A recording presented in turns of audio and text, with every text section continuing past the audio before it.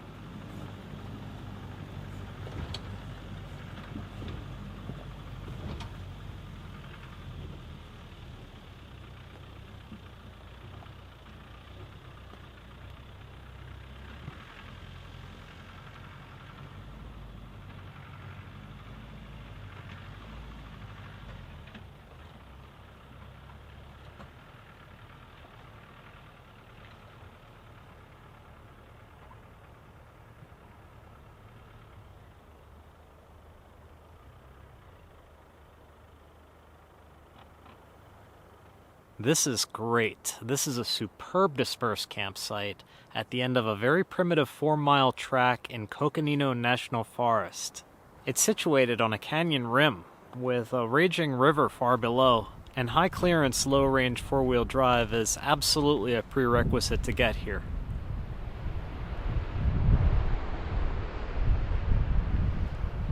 The Land Rover did just fine, but it is technical terrain over loose lava rocks, and it did come close to scraping differentials once or twice, so you're going to want to pick your lines judiciously.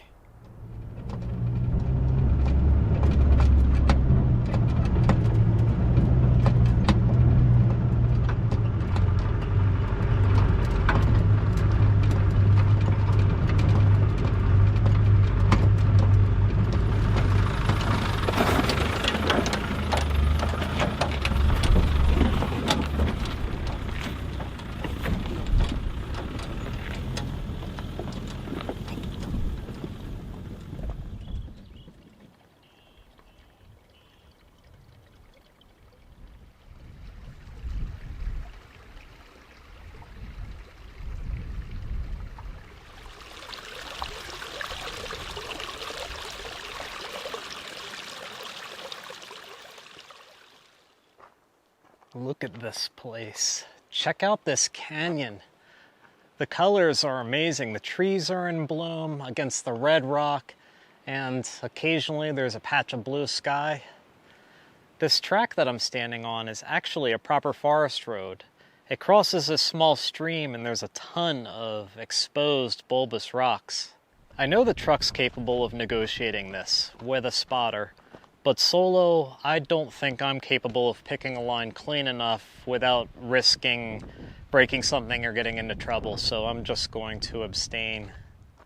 Nevertheless, I'm just happy to check this out on foot. This place is stunning.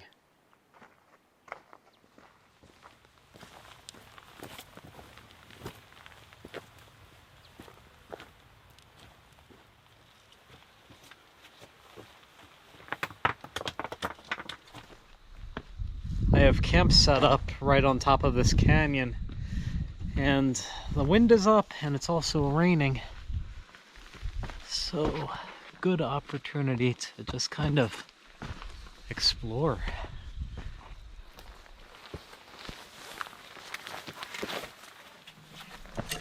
Wow, look at that. That's the real deal. Oh wow, what's going on there?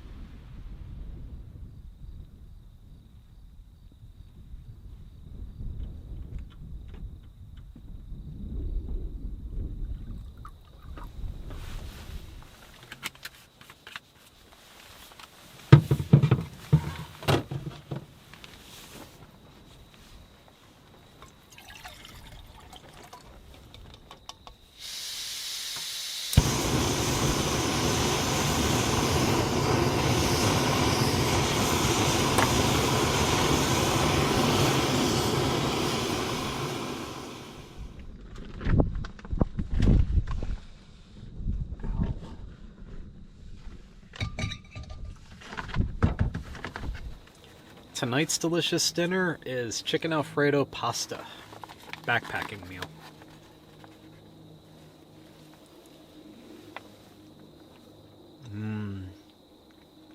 That just warms my insides. Olive Garden has some competition. The weather's taken a little bit of a turn, so I put the force protector gear awning up to provide a little shelter while I made dinner. I have some self-service. It's 57 degrees Fahrenheit right now, and light rain is expected through the night, 100% chance, and also through tomorrow, temperatures in the upper 40s. So early spring weather, basically. This will be interesting.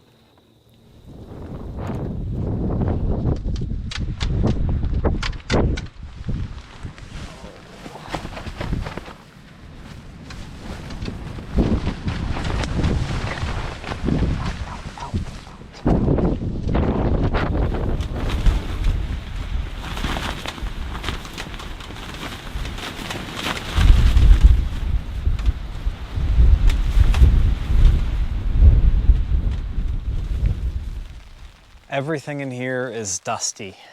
Off camera, I took down the tent, I shook it all out, it was nice and clean, and I set it up again 20 minutes later. It's a sandbox. This is an MSR HUBBA NX2, a two-person backpacking tent, and for the most part, it's been fantastic. But in a dusty environment, the wind blows and the dust circulates underneath the rainfly and just settles inside the tent all over everything. It's this sort of thing that makes me really, really appreciate the Jeep with the Ursa Minor camper. I am enjoying the Land Rover for what it is, but yes, I miss RNG dearly.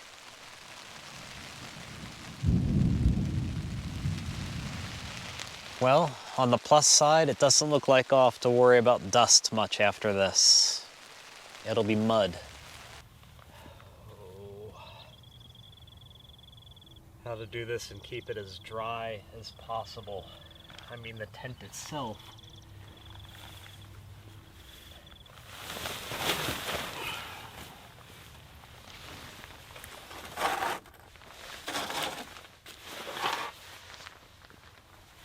The tent is going in the passenger footwell because it's at least somewhat dry and clean.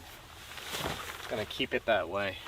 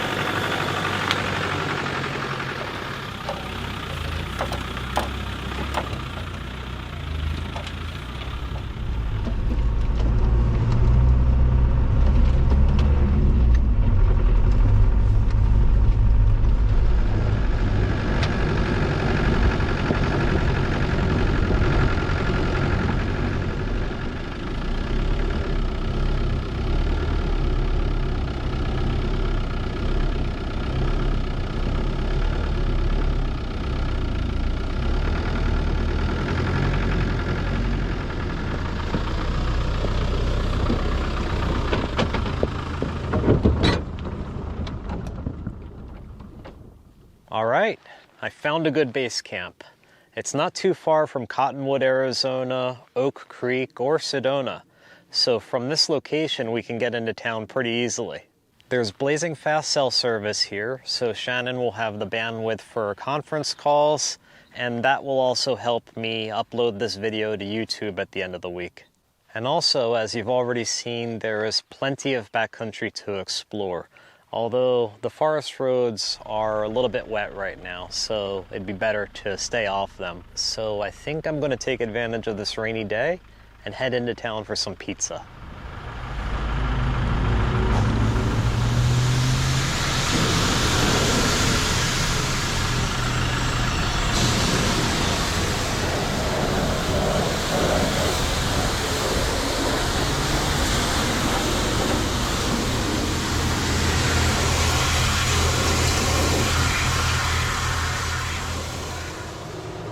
I enjoyed a couple slices of pizza, and then I went to the car wash to give the truck a bath, or give the undercarriage a bath at the very least. And what I found was the Land Rover is shedding non-essential parts. I was lucky to catch this before it was gone, although the nut and the washer on the other side are long gone. I have no idea where they are. Well, it's still raining, as you can see. I'm on my way back to base camp, and I think Shannon is there now in our Winnebago Revel. I'm excited to see her and Finnegan, even though it's only been about 2 days. And I'm excited that I'll have a place to take shelter that isn't my dome tent.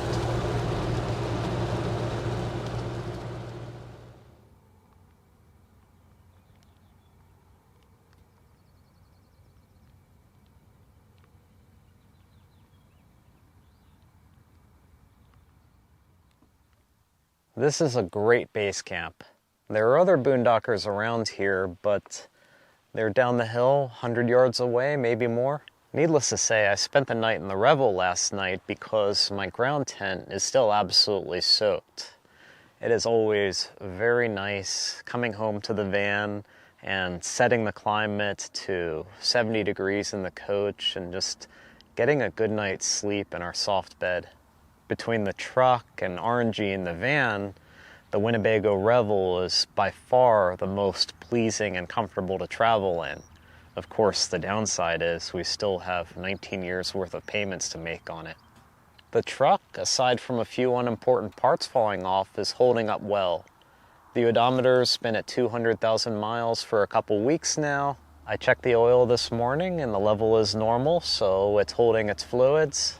Knock on wood, it looks like it's easily going to make the trip up to Oregon to pick up RNG in a month or two. Today I'm going to head up into Sedona proper. One thing that I really want you to see is the drive north on Route 179 through Oak Creek and into Sedona.